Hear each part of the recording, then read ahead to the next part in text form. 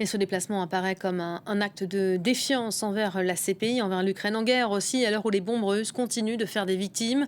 Au moins 41 personnes ont été tuées aujourd'hui, 180 autres blessées dans une frappe de missiles menée sur un centre militaire à Poltava, dans le centre de l'Ukraine. Volodymyr Zelensky communiquait donc ce bilan encore provisoire en début d'après-midi. On va retrouver tout de suite notre correspondant à Kiev, Gulliver Krak. Bonjour Gulliver.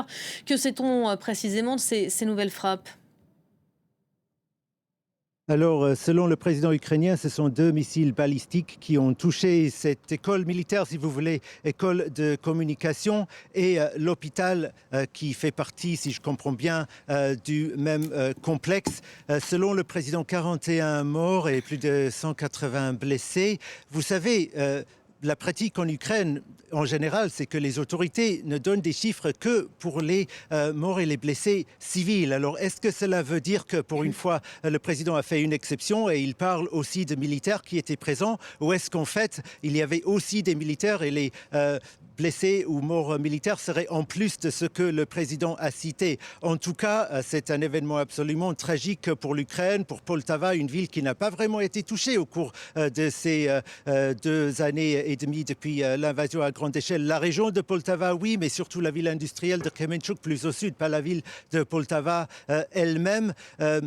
Sur des chaînes russes, on peut voir des commentaires affirmant que c'est un grand nombre de militaires ukrainiens qui a été tués ou blessés par cette attaque. Bien sûr, pas de confirmation de cela de la part des autorités ukrainiennes, mais Yuri Boutoussov, qui est un reporter de guerre ukrainien très respecté dans le pays, a déjà écrit sur Telegram que si cela s'est produit, c'est à cause de l'impunité, parce que à d'autres moments où il y avait beaucoup de militaires rassemblés à un seul endroit qui n'était pas assez bien défendu, les responsables et que les Russes ont frappé. On pense à Desna, aussi dans la région de Zaporizhia. Il y avait eu de tels événements déjà où un grand nombre de militaires avaient été tués d'un seul coup, avec beaucoup de critiques envers leurs commandants. Selon Yuri Boutoussov, aucun de ces commandants n'a été puni et donc le pays n'a pas appris ces leçons.